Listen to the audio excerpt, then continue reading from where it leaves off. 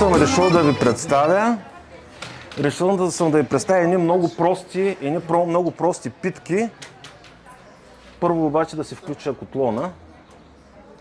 Едни много прости питки, които баба ми правеше на времето. Сега знаете, че аз съм откочил, но по баща ми от Джерана, майка ми от Ичера. Аз известно време като малък съм живял в Ичера. И там фактически каква е случката? Случката е, че всяка седмица по един път или два пъти най-много работи в фурната и баба ми напраща да купуваме тесто и хляб за цялата седмица. И чакахме с нетърпение този момент с тестото, нали, защото освен хляб купувахме и тесто, за да ни направи точно тия питки. Значи лятно време там на печката под навес, където е лятната кухня, но зимно време и вътрешната печка, дървена печка, какво е характерното и най-важното за тия питки? Те са едни обикновени питки, нормални, но там специално хората ги пекат на самата плоча отгоре на печката, на дървената печка. Като има, и ще покажа друг вариант, пържени. И двата вида са много вкусни. Много бързо, много лесно се приготвя с готово тесто, въпреки че може и да се замеси, но с готово е много така бързо, както вече казах. Пълнежът какъв е по избор на домакина или на домакинята. Значи задължително сирене, може и кашкавалче, може сиренето да бъде с яйце. Сега аз лично слагам и малко масло.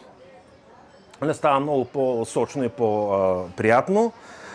И вече така трябва да ви кажа, че един от детските ми спомени е вън, когато вали сняг, примерно е половин метър сняг, ние излезем хлапетата сутрин рано да поразчистим и когато вече така сме се разгрощили и огладнели, като влезем, начака така една голяма купчина от тия питки, нали, ние почваме да ядем много лакомо. Та сега да видим дали ще се получат и моите питки. Сега, понеже при нас дървена печка няма, съм си позволил тук да купя един сач. И сача съм го сложил на котлона, който е електрически котлон. Вчера пробвахме, пукна се, но мисля, че ще свърши работа. И така, да започваме вече да оформим самите питки. Малко масълце, малко сиренце. Така. Запечатваме.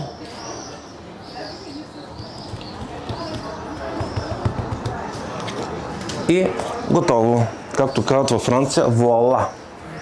Така. Продължаваме по същия начин и с другите. Така като гледам доста ме чакат. Затова ще се опитам малко по-бързо да ги направя. Така пържените ще ги направим с зехтин.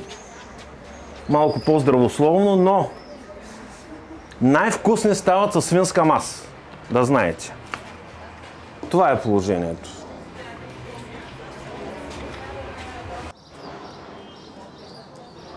Ичера е много интересно село.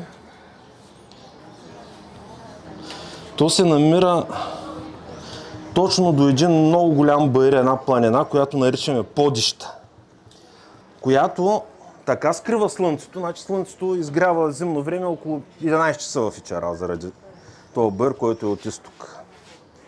Така е много популярен по нашия край лафа или поговорката: какво ме гледаш като ичерянин на слънце? Тоест ичеренците не са виждали слънце и като видят слънце много му се радват. Така.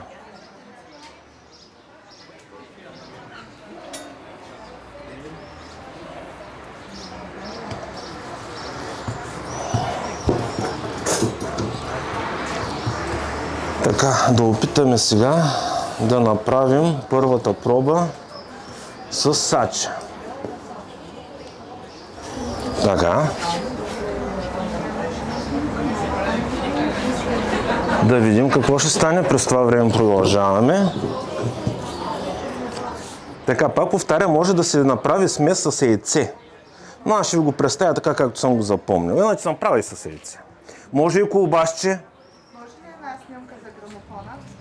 Разбира се. Грамофонките, как без тях? Да. Така. А колко време се пекат? Докато станат готови, зависи. Така. А какви други съответно кухнята, какво ще можем да видим до края на лятото? О, до края на лятото? Питайте Диана. Тя в момента организира някои неща. Задам няколко въпроса. А пък за юни мога да ви кажа, че колежката от Димитровград, директорката на музея, ще дойде да ни готви. Тя много се вдъхнови, защото ние сме единствения музей с етно кухня в България. И арменците ще ни готвят до края на юни. Арменската общност в града специално ще дойде да ни сготви. Може ли аз да ви задам Слушам. въпроса? Да ни кажете какво приготвяте в момента, по каква рецепта? Ма нали го казахте? Аз нямаше. Извинявай. Това са питки, които баба ми правеше от село Ечера. Значи това е готово тесто, което на времето купувахме от фурната, а сега може да се вземе от всеки магазин. И разбира се, когато няма тесто, се замесва, но това е хлебно тесто с мая. Това е, което е важното. И се пече на металната плоча на дървената печка. Ако е лятно време в лятната кухня, ако е зимно време вътре. Това е особеното, което е. Слагате в тези питки? В тия питки, както виждате, слагам сирене, масло и нищо друго. Значи може да се направи сиренето с масло, с яйце да се смеси. Може и крем, вирш, колбас, каквото искате. Аз в момента представям оригиналната рецепта само с сирене. В случая това маслото е моя иновация. Баба ми не слагаше масло. И другото важно нещо, аз го казах, но пак явно ще се налага да го кажа, с мас.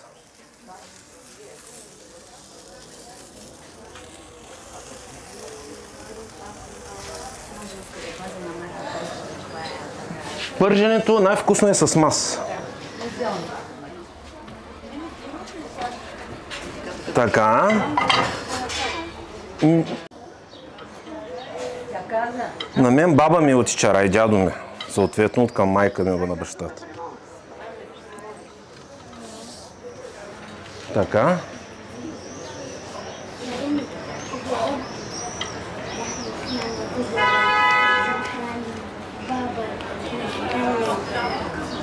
Я да видим какво става тук. Така. И така. Да сложим още малко да се изпекат. Така. Айде.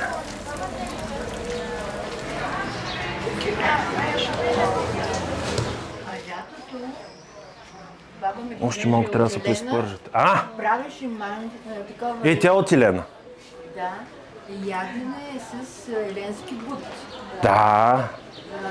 Значи запазваха го, той се изсушава и режеше и правеше страхотни ядене. По моя край в Жеравна пък, значи хората като заколят прасето, ще ядат там ден-два дена, всичко друго в качето. С сол. Солено, да. Да. И като дойде, сега пазя се за лято. Защо? Защото лято има много тежка физическа работа. Коситба, жътва, вършитба, нали.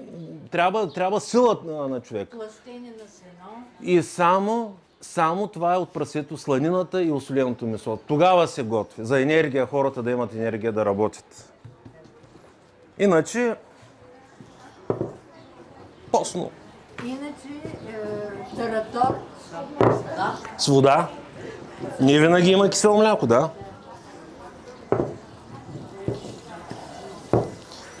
Така. Айде още малко тук ще сложим. какъв аромат имаше тук лятото.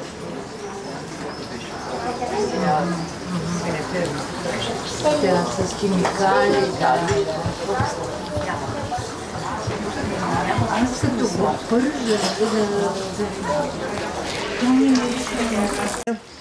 Полезни са, нямат консерванти, затова го правим.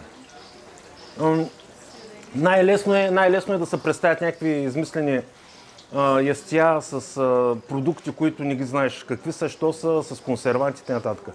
Идеята е прости яденията, да правим традиционни, хората да ги знаят, да не ги забравят по-скоро. Те се знаят, ама да не се забравят. И децата да се учат да ядат готвено. Основното е това. да им харесва самия процес на готвенето. От сега аз гледам, млади хора съм назначил в музея, си поръча една пица или нещо е такива, няма да седне да се сготви, защото иска работа.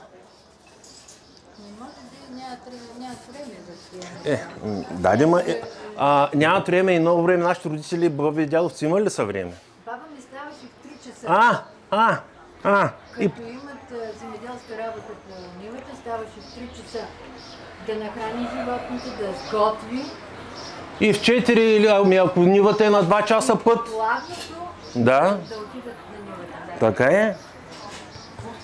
Ама вечер не гледаш телевизия, лягаш. Ящи питки, докато има.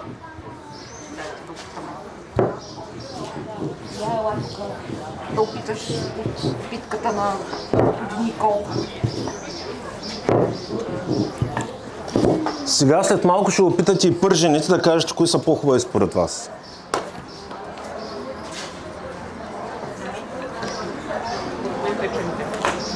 Печените са по-натурални, обаче пърженото ще видите всякаква какво е. Значи, за сега пърженото води. Да, ама пърженото си е по-вкусно. Между другото, пържено може да направиш специално нагряване.